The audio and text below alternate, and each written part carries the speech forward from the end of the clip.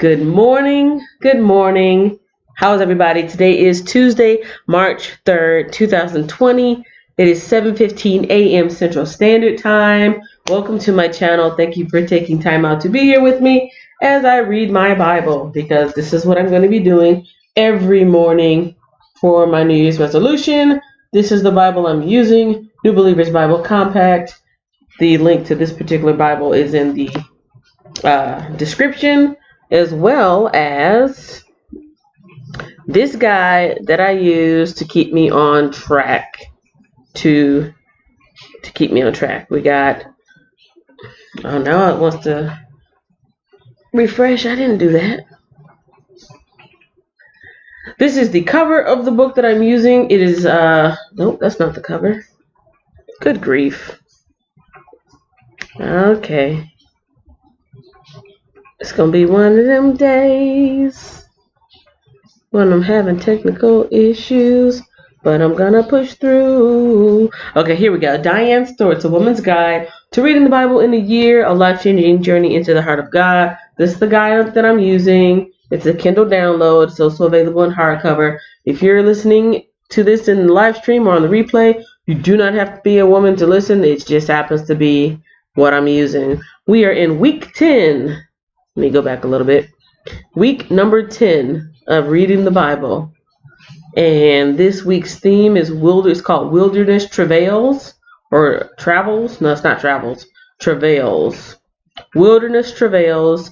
And let's see, the Israelites are finally moving on from Mount Sinai on towards the Promised Land. We are in the book of Numbers. Yesterday was Numbers 10, chapters 10 through 12. Today will be Numbers chapter 13 through 15. Checkpoints for this week: giants and grasshoppers, almond buds and blossoms, a talking donkey, a star from Jacob's tribe, and female heirs.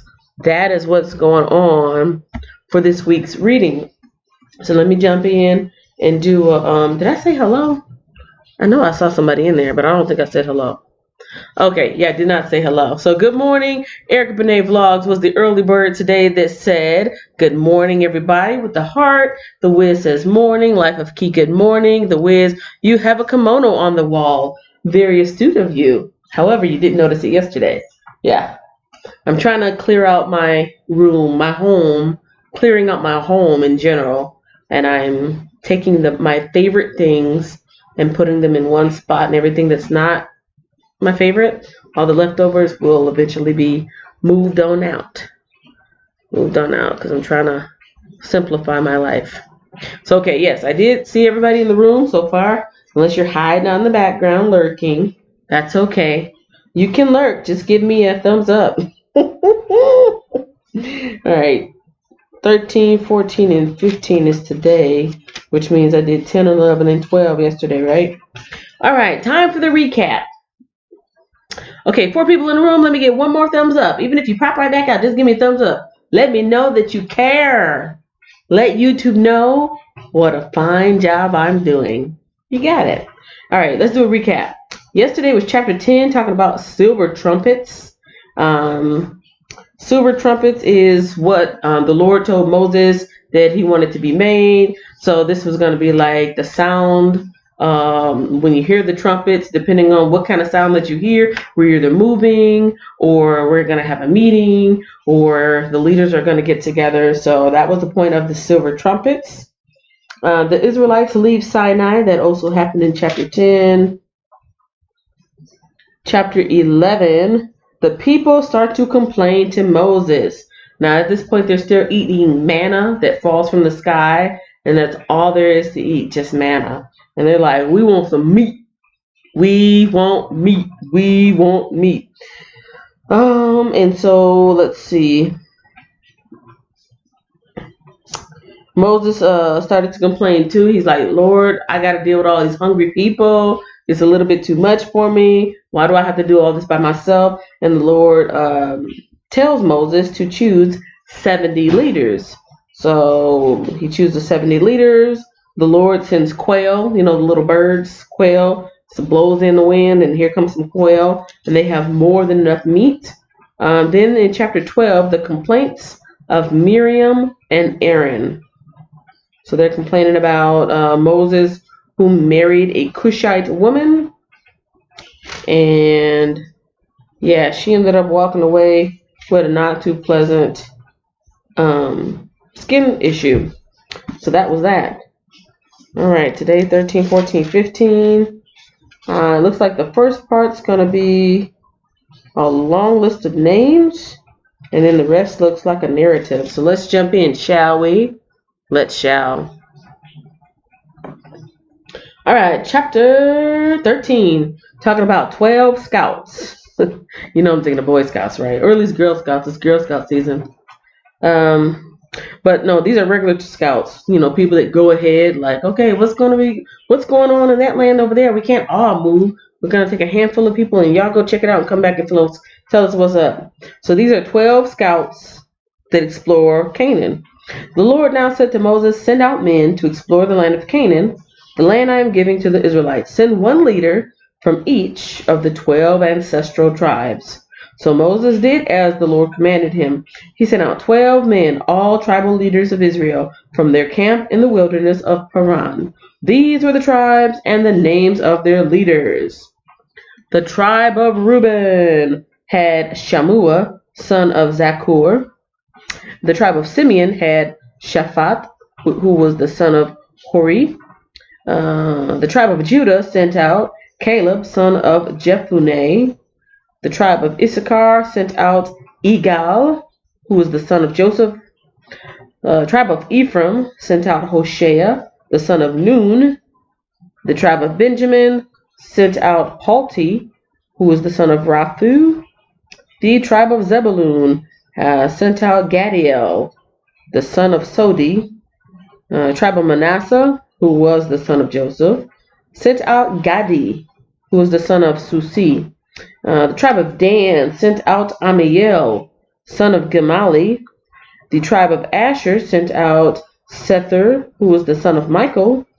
The tribe of Naphtali sent out Nabi, who was the son of Bozfi. And the tribe of Gad sent out Geuel, who was the son of Maki. These are the names of the men Moses sent out to explore the land. Moses called Hoshea, son of Nun, by the name of Joshua. Okay, so Hoshea is Joshua. Hoshea is Joshua. All right. Let's see, verse 17. Moses gave the men these instructions as he sent them out to explore the land. Go north through the Negev into the hill country. See what the land is like and find out whether the people living there are strong or weak, few or many. See what kind of land they live in. Is it good or bad? Do their towns have walls or are they unprotected, like open camps? Is the soil fertile or poor? Are there many trees? Do your best to bring back samples of the crops you see. It happened to be the season for harvesting the ripe grapes. So they went up and explored the land from the wilderness of Zin as far as Rehob, near Lebo Hamath. Going north, they passed through the Negev and arrived at Hebron, where Ahiman, Sheshai, and Talmai, all descendants of Anak, lived. The ancient town of Hebron was founded 7 years before the Egyptian city of Zoan. When they came to the valley of Eshcol, they cut down a branch with a single cluster of grapes so large that it took 2 of them to carry it on a pole between them. They also brought back samples of the pomegranates and figs. That place was called the Valley of Eshcol, which means cluster, because the cluster of grapes the Israelites men cut there. Now, let's see, verse 25 is talking about the scouting report. After exploring the land for 40 days, Laverne Dorsey, morning. After exploring the land for 40 days, I love that number 40, don't you? I've said it quite a few times over the last week. I don't know if anybody noticed. After exploring the land for 40 days, the men returned to Moses, Aaron, and the whole community of Israel at Kadesh, in the wilderness of Paran. They reported to the whole community what they had seen and showed them the fruit they had taken from the land. This was their report to Moses. We entered the land you sent us to explore, and it is indeed a bountiful country, a land flowing with milk and honey. Here's the kind of fruit it produces: But the people living there are powerful, and their towns are large and fortified. We even saw giants there, the descendants of Anak.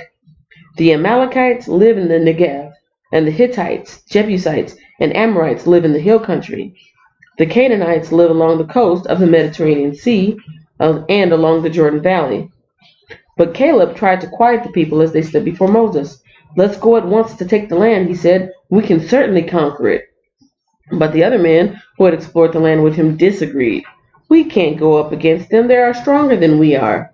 So they spread this bad report about the land among the Israelites. "The land we traveled through and explored will devour anyone who goes to live there. All the people we saw there were huge. We even saw giants there, the descendants of Anak. Next to them, we felt like grasshoppers." And that's what they thought too. Chapter 14. Now, before I go on, real quick commentary. This is the promised land, right? This is where God is leaving them. And even Caleb said, all right, we're ready, let's go. But everybody else had their doubts. All right, chapter 14, the people rebel.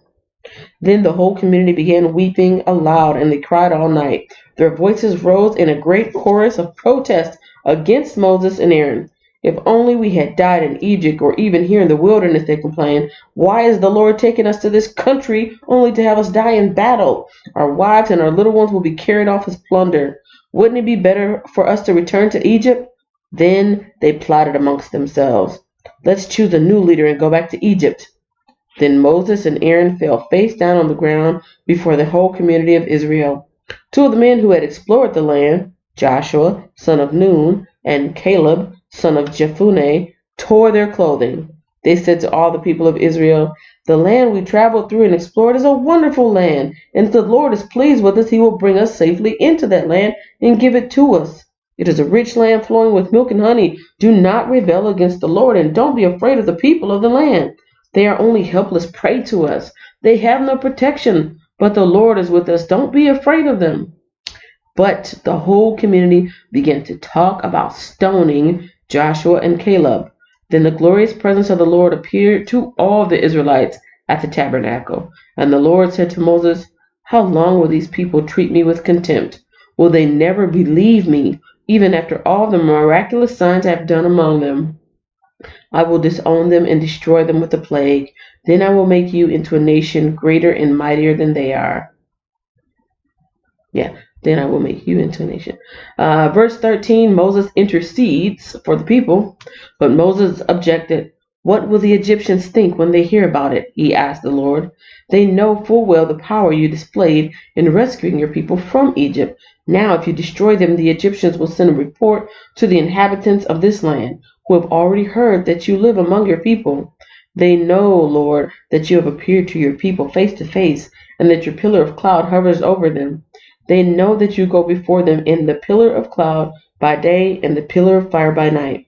Now, if you slaughter all these people with a single blow, the nations that have heard of your fame will say, 'The Lord was not able to bring them into the land he swore to give them, so he killed them in the wilderness.'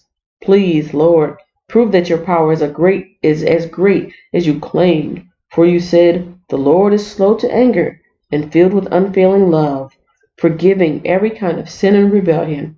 But he does not excuse the guilty. He lays the sins of the parents upon their children. The entire family is affected, even the children in the third and fourth generations.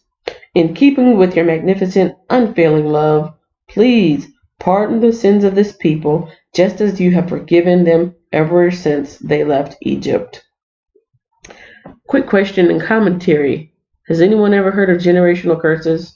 If so, let me know what you know and put it in the comment section, and let me know what you know about it, what's your understanding of it, and any resources, because this, what I'm reading, is reminding me of that term of generational curses. Moving on to verse 20. Then the Lord said, "I will pardon them as you have requested, but as surely as I live and as surely as the earth is filled with the Lord's glory, not one of these people will ever enter that land. They have all seen my glorious presence and the miraculous signs I performed both in Egypt and in the wilderness. But again and again they have tested me by refusing to listen to my voice. They will never even see the land I swore to give their ancestors. None of those who have treated me with contempt will ever see it. But my servant Caleb has a different attitude than the others have. He has remained loyal to me, so I will bring him into the land he explored. His descendants will possess their full share of the land. Now, turn around and don't go on toward the land where the Amalekites and the Canaanites live. Tomorrow you must set out for the wilderness in the direction of the Red Sea. Oh, so close. They were right there. Right there. Right there. And they just had to open their big mouth. Yeah. So here we go. Nope. You don't want to? I won't make you. Okay. Verse 26, the Lord punishes the Israelites. Then the Lord said to Moses and Aaron, how long must I put up with this wicked community and its complaints about me? Yes, I've heard the complaints the Israelites are making against me. Now tell them this. As surely as I live, declare the Lord, I will do to you the very things I heard you say. You will all drop dead in the wilderness because you complained against me. Every one of you who is 20 years old or older and was included in the registration will die. You will not enter and occupy the land I swore to give you. The only exceptions will be Caleb, son of Jephunneh, and Joshua, son of Nun. You said your children would be carried off as plunder? Well, I will bring them safely into the land, and they will enjoy what you have despised. But as for you, you will drop dead in this wilderness, and your children will be like shepherds, wandering in the wilderness for 40 years. In this way they will pay for your faithlessness, until the last of you lies dead in the wilderness. Because your men explored the land for 40 days, you must wander in the wilderness for 40 years, a year for each day, suffering the consequences of your sins. Then you will discover what it is like to have me for an enemy. I, the Lord, have spoken. I will certainly do these things to every member of the community who has conspired against me. They will be destroyed here in the wilderness, and here they will die. The 10 men Moses had sent to explore the land, the ones who incited the rebellion against the Lord with their bad report, were struck dead with the plague before the Lord. Of the 12 who had explored the land, only Joshua and Caleb remained alive. When Moses reported the Lord's word to all the Israelites, the people were filled with grief. Then they got up early the next morning and went to the top of the range of hills. Let's go, they said. We realize that we have sinned, but now we are ready to enter the land the Lord has promised us. But Moses said, why are you now disobeying the Lord's orders to return into the wilderness? It won't work. Do not go up into the land now. You will only be crushed by your enemies, because the Lord is not with you. When you face the Amalekites and the Canaanites in battle, you will be slaughtered. The Lord will abandon you because you abandoned the Lord. But the people defiantly pushed ahead toward the hill country, even though neither Moses nor the ark of the Lord's covenant left the camp. Ooh. Then the Amalekites and the Canaanites who lived in those hills came down and attacked them and chased them back as far as Hormah, wherever that was. Chapter 15, laws concerning offerings. They were just that close. And I know this isn't biblical, but don't they say don't look a gift horse in the mouth, right? You're looking at all the things you can complain about and criticize. Boy, I tell you. All right, chapter 15, laws concerning offerings. Then the Lord told Moses, give the following instructions to the people of Israel. When you finally settle in the land I am giving you, not the promised land, this other land, this is talking to the people of Israel. When you finally settle in the land I am giving you, you will offer special gifts as a pleasing aroma to the Lord. These gifts may take the form of a burnt offering, a sacrifice to fulfill a vow, a voluntary offering, or any offering at any of your annual festivals, and they may be taken from your herds of cattle or your flocks of sheep and goats. When you present these offerings, you must also give the Lord a grain of offering of 2 quarts of choice flour mixed with 1 quart olive oil. For each lamb offered as a burnt offering or a special sacrifice, you must also present 1 quart of wine as a liquid offering, as a full meal. If the sacrifice is a ram, give a grain offering of 4 quarts of choice flour mixed with 1/3 of a gallon of olive oil and give a third of a gallon of wine as a liquid offering. This will be a pleasing aroma to the Lord. When you present a young bull as a burnt offering or as a sacrifice to fulfill a vow or as a peace offering to the Lord, you must also give a grain offering of 6 quarts of choice flour mixed with 2 quarts of olive oil, and give 2 quarts of wine as a liquid offering. This will be a special gift, a pleasing aroma to the Lord. Each sacrifice of a bull, ram, lamb, or young goat should be prepared in this way.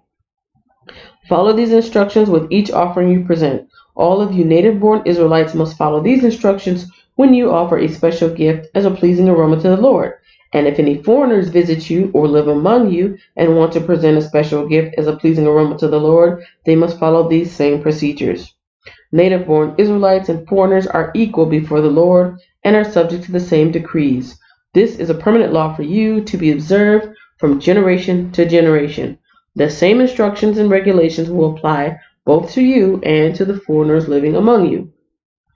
Then the Lord said to Moses, "Give the following instructions to the people of Israel.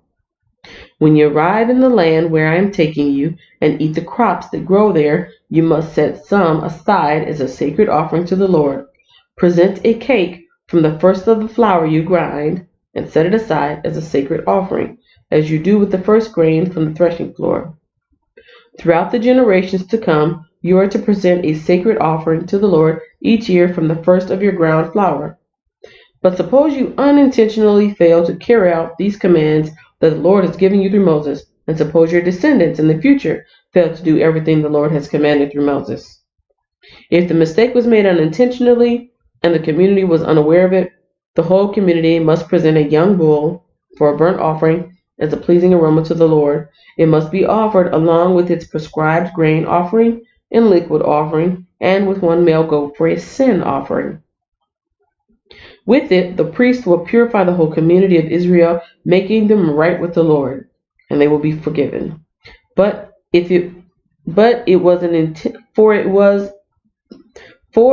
intentional sin, and they have corrected it with their offerings to the Lord, the special gift and the sin offering. The whole community of Israel will be forgiven, including the foreigners living among them, for the people who were involved in the sin. If one individual commits an unintentional sin, the guilty person must bring a 1-year-old female goat for a sin offering. The priest will sacrifice it to purify the guilty person before the Lord, and that person will be forgiven. These same instructions apply both to native-born Israelites and to the foreigners living among you. But those who brazenly violate the Lord's will, whether native-born Israelites or foreigners, have blasphemed against the Lord, and they must be cut off from the community. Since they have treated the Lord's word with contempt and deliberately disobeyed his command, they must be completely cut off and suffer the punishment for their guilt. Verse 32 talks about penalty for breaking the Sabbath. Ever get something in your tooth and it's just like bothering you? I feel it, but I can't get it. Penalty for breaking the Sabbath.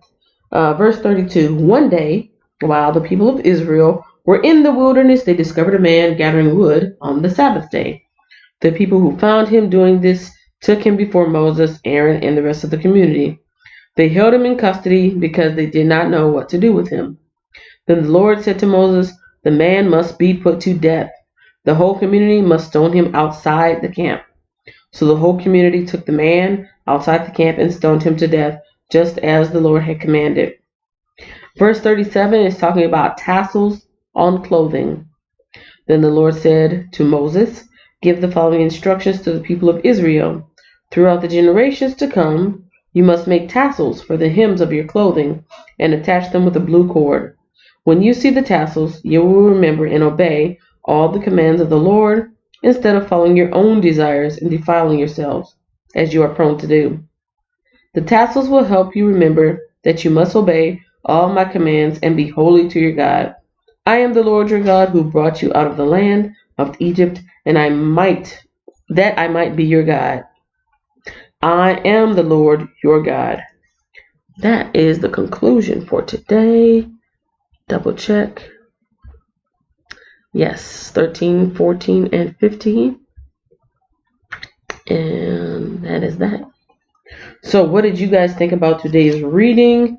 We had offerings and, let's see, sins and punishments, clothing, rebellion, and they almost made it, but not quite. Yeah, that's pretty deep. That's pretty deep. Thank you so much to shout out to my folks that hung out with me in the live stream. Erica Renee Vlogs, The Wiz, Life of Key, Laverne Dorsey. Thank you guys so much for taking time to listen to me as I read the Bible.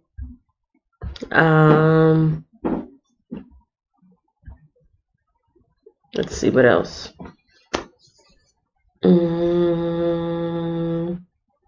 Yeah, I think that's it.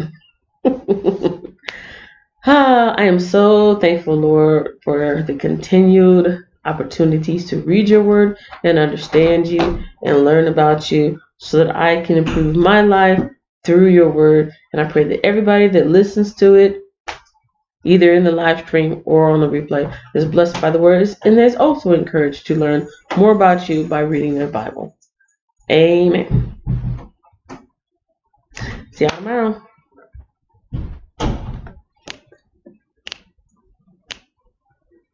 Entrepreneur Drive 40, Entrepreneur Drive. Entrepreneur Drive 40, Entrepreneur Drive. Entrepreneur Drive 40, Entrepreneur Drive. Thanks for watching, share, like, and subscribe.